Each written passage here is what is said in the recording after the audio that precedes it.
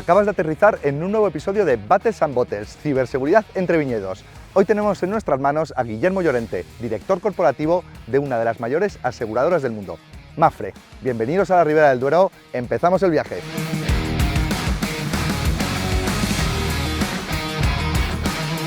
Hoy estamos en un rincón de excelencia enológica, situado en el corazón de la prestigiosa Ribera del Duero.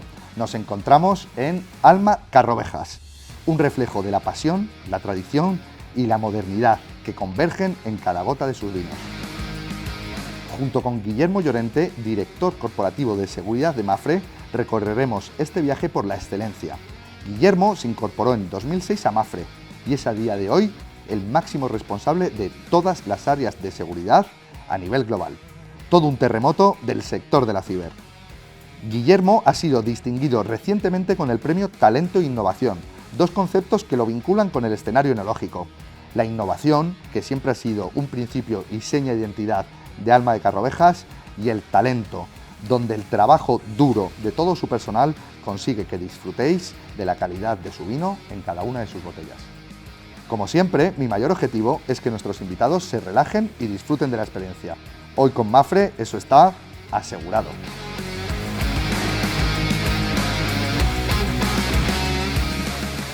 Guillermo, bienvenido a Battles and Bottles. Pues muchas gracias, Pablo. Vamos a empezar fuerte. Vamos a empezar muy fuerte. Vamos a empezar probando el primer rosado de toda la serie del videopodcast. Buah, ¿Eres consumidor de rosados? poco, la verdad. ¿Poco? Bueno, pues vamos a empezar divirtiéndonos.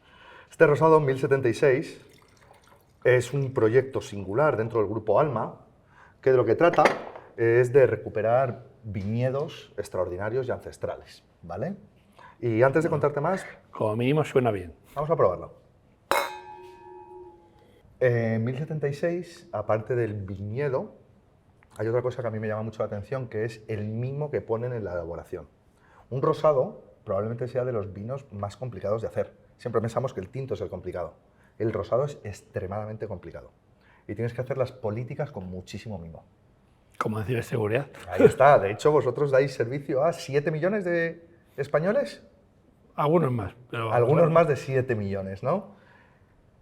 Estas políticas que hablamos del mimo, ¿cómo estableces una política de seguridad para proteger a 7, aparte de tu empresa, 7 millones de españoles?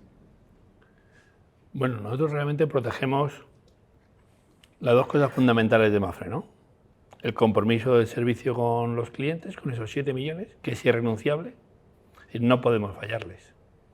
El seguro, tú pagas por adelantado ante una expectativa de servicio, ¿no? Entonces, en nuestro ADN está que el servicio no puede fallar. Por el otro lado, protegemos sus datos. Protegemos los datos de 7 millones de españoles. Mucha responsabilidad, ¿no? Pues es una responsabilidad que va sobre los hombros, ¿no? No solamente sobre los míos, sino de toda la empresa, pero sin duda alguna es el compromiso de toda la organización, ¿no? Para con ello. Y cuando tienes que elaborar esta política de seguridad, o sea, ¿por dónde empiezas? ¿Qué componentes nunca pueden fallar? A la hora de elaborar un rosado, pues por ejemplo es el tiempo que está en contacto la piel con el vino, para que no se nos vaya de color, no se nos quede demasiado pálido. En esta estrategia de ciber, Pues yo diría dos cosas que nunca pueden fallar y que debes ser consciente desde el principio, ¿no? Hablando de lo importante. Lo primero es que esos datos que te dan son de los clientes y tú no puedes hacer cualquier cosa con ellos, ¿no? Tienes que hacer un uso ético de los mismos y eso es fundamental. Es básico y es la primera línea roja que en Mapfre nos ponemos. Seguro que otras muchas empresas también, ¿no? Pero son datos de los clientes, que tienes que protegerlos a toda costa, porque ellos te los han confiado, y en segundo lugar, tienes que ser capaz de garantizar el servicio que les das. Ellos esperan un servicio, y esperan un servicio en el peor momento, cuando se han quedado tirados en el coche, cuando se han quedado sin agua, cuando se han quedado sin luz. Imagínate durante la pandemia, ¿no? Se han quedado en una casa que están sin poder salir, sin luz. Tienes que estar ahí, ¿no? Tus sistemas no pueden fallar. Entonces, eso es el mindset de la compañía, ¿no? Y también el mindset al que seguridad contribuye de una forma fundamental. totalmente.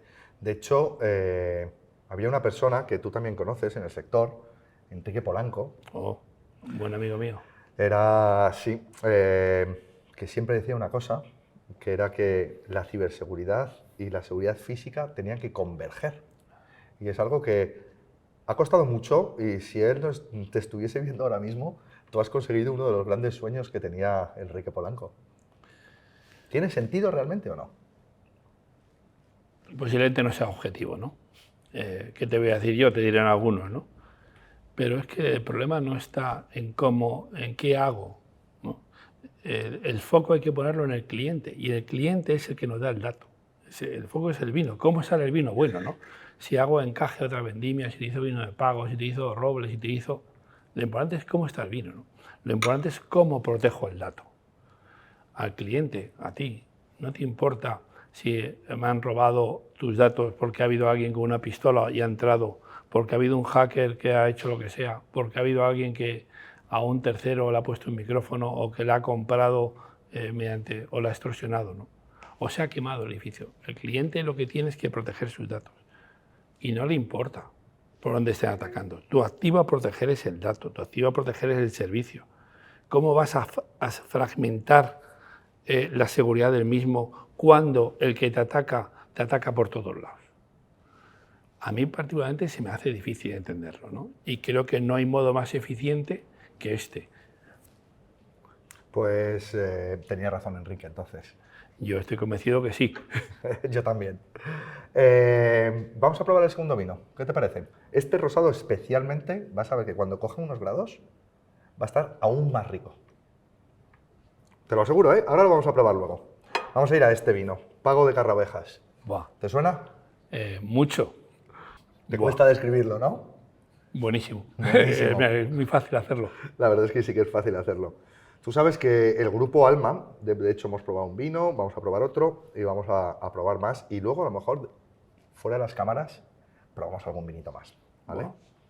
Pero este sin duda es el buque insignia de Alma Carrovejas, ¿vale? Igual que eres tú, no se nos olvide, el buque insignia de la ciberseguridad en Mapfre. Uf. Y mi pregunta es una pregunta que siempre me hago y me gustaría que me contases. ¿Cómo es tu relación con el resto de los ejecutivos? ¿Eres el raro de la ciber? ¿Les preocupa algo lo que cuentas? Yo creo que es una relación natural, ¿no? Yo creo que si hay algunas cosas de las que en estos más de una decena de años que estamos trabajando en Mapfre es el haber conseguido una relación natural, ¿no? También es verdad que estamos en un entorno que nos favorece, ¿no? Mapfre es una empresa que gestiona riesgos, con lo cual en el core de la actividad aseguradora está la gestión de riesgos, ¿no? Y eso hace que cualquier ejecutivo, aparte de saber de otras muchas cosas, pues tenga su cabeza amueblada para pensando en la gestión de riesgos. Y ahora mismo creo que es innegable que el mayor riesgo al que nos enfrentamos las empresas, no es que lo diga yo, lo dicen todos los informes, ¿no? O uno de los top 3 riesgos a los que nos enfrentamos las empresas es el riesgo ciber, ¿no? Con lo cual, mi relación con ellos es como alguien que les da soporte para hacer su negocio sostenible, ¿no? Pero tú te sientas con el CEO de vez en cuando, Sí. a menudo, ¿te entiende cuando hablas el CEO de tu compañía? Hombre, cuando voy a hablar con el CEO no le hablo de la firma que acabamos de meter en el IPS. Menos mal, porque entonces perderíamos todo el respeto de la gente de negocio. Ni le hablo de cuál es el último antivirus o la última regla del firewall. Lo que tratamos de hablarles de cuál es tratamos de objetivar cuál es la situación tanto de seguridad como de la amenaza y de riesgo que corremos, ¿no? Entonces, le hablamos en ese lenguaje. En términos de riesgos, ¿no? En términos de riesgos. ¿Y en términos económicos también o no? Bueno, es que hay cosas que no pueden asumirse, ¿no? ¿Cuál es el coste de una fuga masiva de datos de Mapfre? No existe, ¿no? Claro. Ese no es asumible. Para una empresa como nosotros, eso no es asumible. Entonces, nosotros manejamos eventos antes de muy alta probabilidad, de muy baja probabilidad y muy alto impacto. Ahora, desgraciadamente, la probabilidad va subiendo, pero el impacto sigue siendo muy alto, ¿no? Hablando de los directivos, ¿no? Y hablando de tu relación con el CEO, ¿Hay realmente una relación entre ciberseguridad y negocio? ¿O nos la inventamos los de ciber? Si alguien dijera lo contrario, creo que estaría muerto. Hoy, no sé, hace 20 años, pero hoy estaría muerto. Es decir, no se trata de pensar en negocio y ciberseguridad. Es decir, el negocio tiene que ser sostenible, y más en una aseguradora, que es un negocio a largo plazo, ¿no? Tiene que ser sostenible. Para que sea sostenible, ¿puedes ir sin antivirus hoy? Pues sí, pero mañana va a caer. ¿Puedes ir sin un código adecuado hoy? Sí, pero entonces, en las compañías que operamos a largo plazo necesitamos, pero no porque no lo pensemos, es porque es imprescindible que la seguridad esté O desde sea, el es que ni diseño. siquiera es una pregunta, No es es una realidad, ¿no? es una realidad, pero es que tiene que estar en el diseño. Tiene que estar en el diseño de cuando construyes un edificio, de cuando haces una aplicación, de cuando abres una línea de negocio, cuando desarrollas un nuevo producto. En todos esos está la gente Eso de seguridad. me ha gustado mucho lo que acabas de decir. Es verdad que hoy nadie se plantearía, oye, es que el diseño de un edificio, la arquitectura, los materiales de un edificio deberían ser seguros. Yo creo que nadie se hace esa pregunta, ¿no? Y sin embargo, cuando construimos una aplicación, pues a lo mejor efectivamente. Te acabo de hacer yo esta pregunta. ¿La aplicación debería ser, tiene relación con el negocio? Es que es vital, sino qué servicio vas a dar. Claro. Cuando alguien compró esta mesa, asumía que esta mesa iba a resistir el peso que se le ha puesto encima, y que la diseñó, incorporó los requerimientos de seguridad necesarios para que eso fuera así. Cuando se desarrolla una aplicación tiene que estar. ¿Qué sucede? Pues que las tecnologías estamos en la punta de vanguardia de la evolución, ¿no? Con lo cual, por mucho esfuerzo que pongan los desarrolladores, no siempre van a ser seguras. Con lo cual, no te basta solo con tratar de que sean seguras ahora, sino que sean seguras a lo largo de todo su ciclo de vida, ¿no? Con lo cual, un concepto importante es que la seguridad no puede ser nunca una foto, ¿no? La seguridad es una película, ¿no? Es una película que empieza a rodarse cuando empiezas a planificar la aplicación y que acaba de rodarse cuando la decomisas. Cuando decomisas los servidores y los datos que están ahí los quitan, ¿no? Mientras tanto, la película se está rodando. Y en esta película, ¿el protagonista solo es el departamento de seguridad o la seguridad es algo de toda la empresa? Yo creo que en Mafre es así, pero creo que afortunadamente es así en la mayor parte de empresas de España. El de seguridad ya no es alguien que está en aquella esquina y que es un mister no, o que se le llama cuando no queda más remedio, ¿no? Eso nos ha pasado, ¿eh? Alguna vez. Bueno, había otros tiempos en que los de seguridad estaban en el sótano, enfadados, ahí decían, no, ¿se puede hacer? No. Entonces no les preguntamos, ¿no? Yo creo que eso dio gracias a... seguro que hay alguna reminiscencia, ¿no? Pero estamos en otra época, ¿no? Estamos en una época en la cual la mayoría de las áreas de negocio y que desarrollan productos en Mafre, en cualquier empresa, son conscientes de que tienen que incorporar esa seguridad del diseño para poder proteger adecuadamente los datos, para poder usarlos adecuadamente, para poder garantizar que ese servicio se va a seguir prestando en el futuro. Entonces, el proceso de cómo nos relacionamos es que estamos incorporados desde el principio en todas las iniciativas, ¿no? Ya sean comerciales, ya sean tecnológicas. Antes has tocado un tema que es súper interesante, que hablabas del largo plazo, ¿vale? Estamos en una bodega que se ha tomado muy en serio las cosas. Y bueno, luego tengo una sorpresa para ti que luego te cuento, ¿eh? Pero cuando hablas con ellos, ellos hablan de décadas. Ellos no piensan en el quarter. Ellos no piensan en qué van a decir nuestros inversores en el quarter que viene. ¿Te parece que hay algún paralelismo Hombre, pues yo creo que, o me lo estoy inventando yo? Pues yo creo que no. Yo creo que una aseguradora es una empresa que, como las bodegas, que miran a largo plazo, ¿no? La póliza que pagas hoy va con un precio hoy, te tiene que dar servicio como mínimo un año, pero lo normal, lo que espera la aseguradora y lo que espera el cliente es que te dé servicio a lo largo de toda la vida. Es decir, tú tienes un seguro de salud, tienes un seguro de vida, tienes un seguro de autos que a lo mejor es el coche el que heredaste de tu padre, ¿no? Entonces, tanto nuestras inversiones tienen que ser seguras y estables. Por eso nunca vas a poder pedir a la aseguradora que tenga unos rendimientos estratosféricos, ¿no? Porque su capacidad de asunción de riesgo es limitada, porque tiene que garantizarte que va a darte el servicio que se comprometió. Que cuando tú contratas esa póliza de ahorro vida o de vida ahorro, pues cuando te jubiles dentro de 20 años la vas a tener. Tú estás apostando a que Mafre va a generarse beneficio dentro de 20 años, ¿no? Y es curioso porque mucha gente piensa que los bodegueros son gente ultramillonaria, ¿vale? Y precisamente en el mundo del vino la apuesta es a décadas y efectivamente tienes que estar ahí pensando en que tienes que estar dentro de 20 años, tienes que plantar viñas. Aquí cuando se planta una viña no te va a dar un vino decente hasta dentro de 6, 8, 10 años, ¿vale? O sea, de hecho, si arrancas una viña para plantar una nueva, hay que esperar 10 añitos más o menos.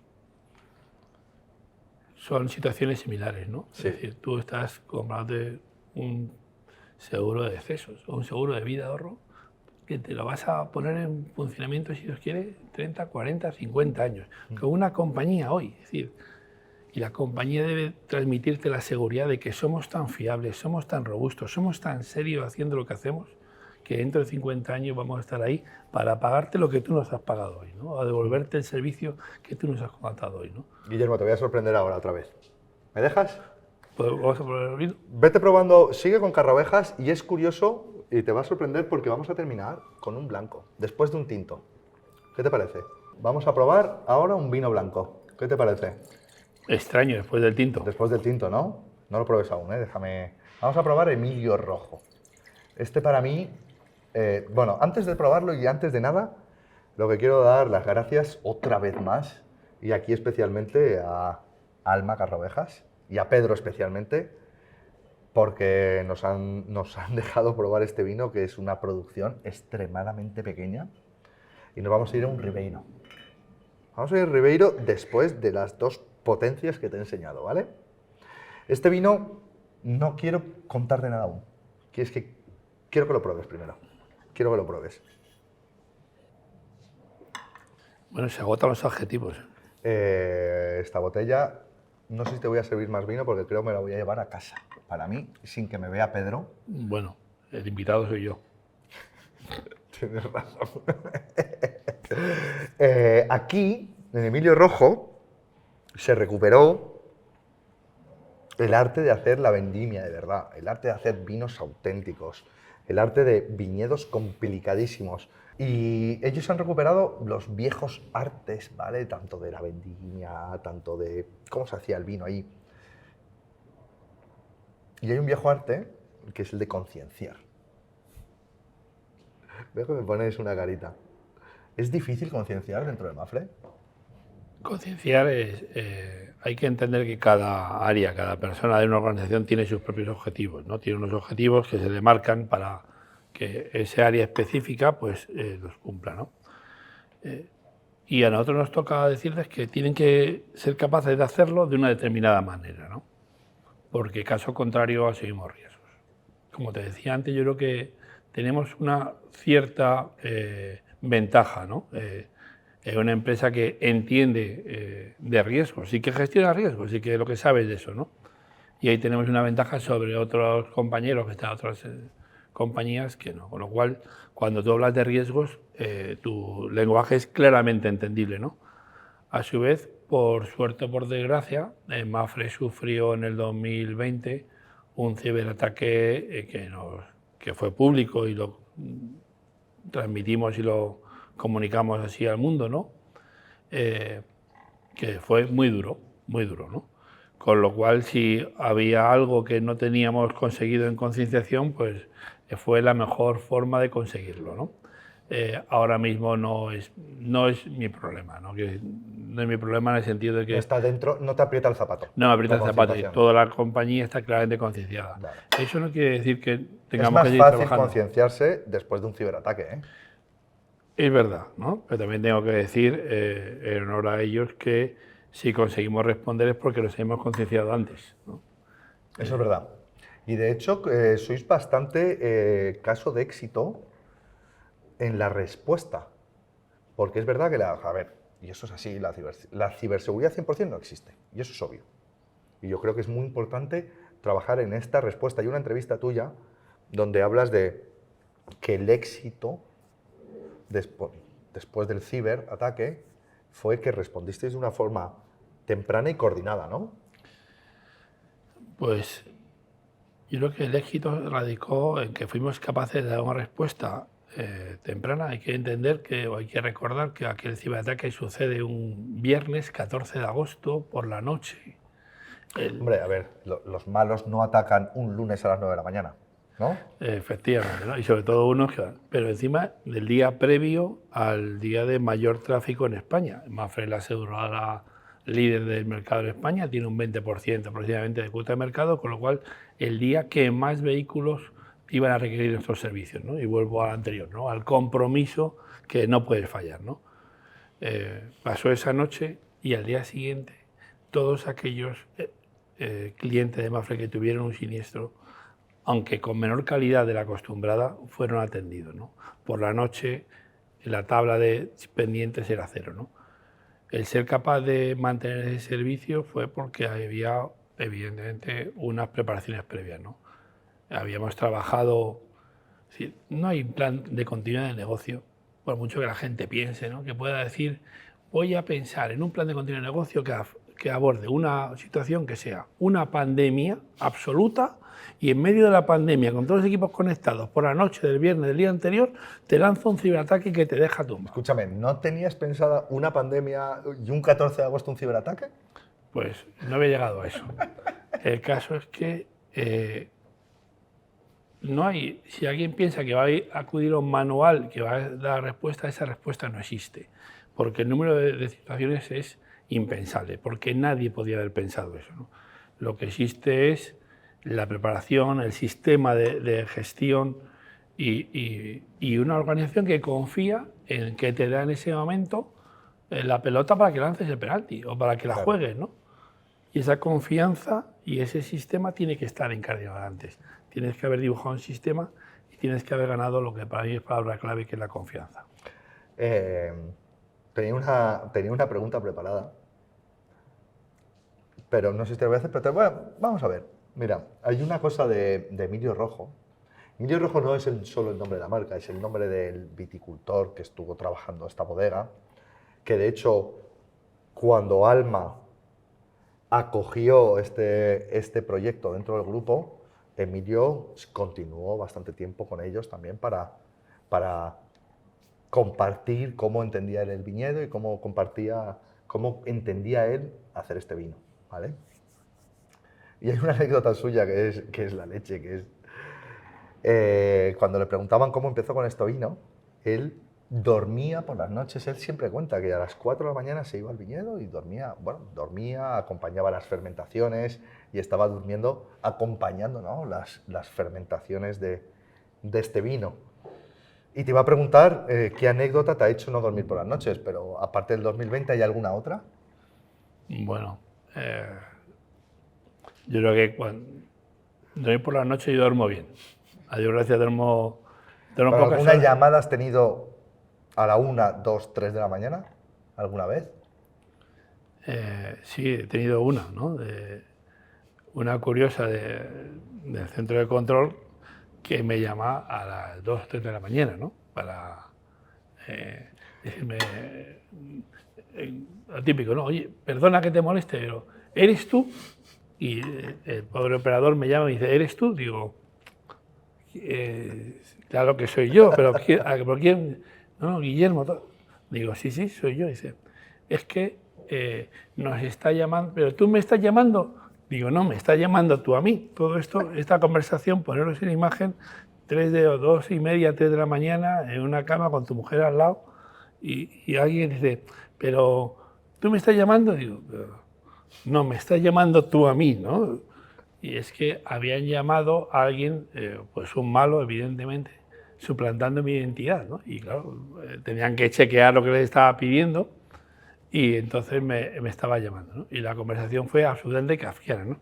Porque hasta que yo entendí lo que pasaba, pues pasó, claro, evidentemente estaba totalmente atontado y encima estamos diciendo, ¿qué pasa? ¿Por qué me llamas? ¿Porque me has llamado? No, yo no te he llamado. No, pues eso es lo que... Pero pues ahí pasamos una conversación. También el malo, quería suplantar la identidad al máximo responsable de Ciber, Bueno, el malo trata de suplantar la identidad de los CEOs de la compañía, de los directores financieros, es decir, y se esfuerza mucho y lo hacen cada día mejor. Guillermo, Tengo una sorpresita. No sé si te apetece. ¿Mejor que estas? Es que la verdad es que mejorar esto es complicado, pero creo que lo voy a mejorar. Tengo una sorpresita. Me gustaría que fuésemos a visitar los viñedos de Carraovejas y presentarte a alguien allí. ¿Qué te parece? Joder, encantado. ¿Vamos? Una maravilla. Muchísimas gracias. El objetivo principal de Alma Carraovejas es crear experiencias inolvidables en torno al vino, apostando por proyectos singulares del panorama vitivinícola español, con un compromiso claro: crear un legado único. Para charlar de sus vinos tenemos a su propietario, Pedro Ruiz. Nadie mejor que él para trasladarnos la verdadera esencia de Alma. Y me hace mucha ilusión presentarte a Pedro Ruiz, que es el propietario y Pedro. director Bienvenidos. de Muchísimas Alma gracias. Carraovejas. Un placer. Hemos estado haciendo la entrevista. Qué La bien. verdad que ha ido guay. ¿Te lo has pasado bien? Me lo he pasado muy bien. Hemos probado 3 vinos. De hecho, este es uno de los capítulos más complicados para mí del videopodcast. Bueno, Porque elegir solo 3 vinos de Alma es Muchas gracias. muy complicado. es un honor, Pablo. Es una elección difícil, es verdad, pero yo creo que lo bueno es que hay mucho para elegir, ¿no? Y que estaban todos buenísimos. Muchas gracias. Y hablando de elecciones, Ujú. ¿cómo haces para elegir qué bodegas vas a adquirir en el grupo Alma? Bueno, Pablos, hay una parte que ya es importante como concepto y es que no sentimos que estemos adquiriendo bodegas o Ajá. comprándolas, sino que estamos dando continuidad a proyectos singulares que por un motivo o por otro pues no tienen continuidad, ¿no? O bien porque no hay descendencia, o bien porque los hijos no quieren continuar, o por el motivo que sea. Y luego hay otra parte importante que es el hecho de crear proyectos también nuevos, ¿no? Es un poco, los proyectos de Alma es una parte de proyectos nuevos que creamos en diferentes regiones que nos parecen singulares y por otra parte otros proyectos que, como digo, pues nos parecen que por lo que sea tenemos el privilegio y la responsabilidad de darles continuidad. Y de hecho te ha pasado un poquito con esto, ¿no? Bueno, sin duda. Estamos en uno de los viñedos singulares dentro de Carraovejas, ¿no? Totalmente. Estamos en Espantalobos, ya el nombre a mí me parece maravilloso, que es el nombre catastral de la zona. Y bueno, yo creo que es una región, una zona espectacular, ¿no? Es Orientación. espectacular, ¿eh? El sitio Sí. es maravilloso. Se respira naturaleza, es orientación norte, ¿no? Que también con el tema del cambio climático para nosotros ha sido muy importante. Suelos entre arcillosos y calcáreos en la parte más alta, con lo cual tenemos una parte de potencia, estructura y otra parte más de finura, de elegancia, que es lo que venimos buscando. ¿Qué hace único a vuestro vino de finca, Pago de Carraovejas? Bueno, yo creo que hay muchas cuestiones, ¿no? Y incluso no sé si ni siquiera lo sabemos nosotros, porque al final lo intentas hacer con el máximo cariño, pero desde luego hay muchos motivos. El primero es la ubicación. Estamos en un lugar maravilloso, estamos en el Valle del Botijas, orientación sur, toda la ladera de Carraovejas, orientación norte Espantalobos, en la parte alta del páramo también la zona de Arenosas, y eso confluye un poco en lo que es la identidad de nuestros vinos. De ciberseguridad que hemos estado hablando antes, como CEO de la empresa, ¿qué hacéis? Bueno, nos preocupa mucho también. Yo creo que también es la parte positiva de tener esa estructura, ¿no? Siendo bodegas a lo mejor más pequeñas, a veces no tienes ciertos recursos, ¿no? que puedes tener de otra manera. Empezamos siendo 20 y somos 250, no solamente en Pago, sino con todos los proyectos de Alma. Hay una concienciación y una cultura dentro de la organización importantísima de que esto no es una cuestión solo del departamento de IT, sino de todos, con lo cual una parte... Eso me gusta, ¿eh? Bueno, Eso hay que felicitar a quien te lleve eso, ¿no? Bueno, Has conseguido que el CEO hable y diga esas cosas. Bueno, es verdad, es que lo sentimos así. Al final, el departamento de IT, pero esto nos pasa en sostenibilidad, nos pasa en calidad, en innovación. O sea, al final, yo digo siempre que Alma es un sueño común compartido. No es mi sueño ni el de mi familia, es el sueño de los que estamos construyendo cada día lo que es Alma. Entonces, todos tenemos la responsabilidad de esto. Hay una parte importante en ciberseguridad, que tengamos la sensación y la sensibilidad de que es una de las grandes amenazas que podemos tener hoy en día. Claro, antes nos preocupaba mucho, no sé, el seguro, viniendo de Mafra, además, el seguro de la viña, el seguro en bodega, el seguro de nuestra actividad. Pero hoy en día, que no es tan tangible, la seguridad, la ciberseguridad es una de las cosas más importantes, ¿no? que tenemos encima de la mesa. Hemos segmentado mucho para que si tenemos un problema no influya en el resto de las áreas, o sea, que podamos capturarlo a tiempo y que no eche un problema mayor y que afecte a toda la organización. Y luego hay un trabajo muy importante con el equipo. Hay 4 ingenieros trabajando dentro de la organización. Os cuento como anécdota, nos entró un pequeño ataque hace años. Y a las 5 de la mañana el director de IT en aquel momento nos mandó un correo, un mensaje a todas las personas de la empresa. Nos dijo, oye, no entréis, no toquéis ni un ordenador hasta que estamos trabajando porque hemos detectado esto, entonces que nadie abra un ordenador hasta que no seamos capaces. Se solucionó, no hubo ningún problema. Esto en otro momento hubiese sido un desastre sin un departamento de IT porque nos hubiesen entrado por todos los sitios. La verdad que me has dejado un poquito muy ilusionado, ¿eh? Oye, me alegro, me alegro. Todo un ejemplo. A mí muy ¿eh? tranquilo. Tranquilo, ¿verdad? Me voy a tomar el vino con mayor tranquilidad. Sí, Bueno, la totalmente. seguridad, no te hablamos mucho de equilibrio, y la seguridad y el equilibrio para mí tienen mucho que ver también, ¿no? Entonces yo creo que estemos seguros es importante. Pedro, de verdad, Un millón de gracias. Un placer, Pablo. Y otra vez, la verdad es que me encanta verte y un honor. Enhorabuena. Gracias, de verdad, un placer. Guillermo, Pedro, encantado. muchísimas gracias. Gracias por venir.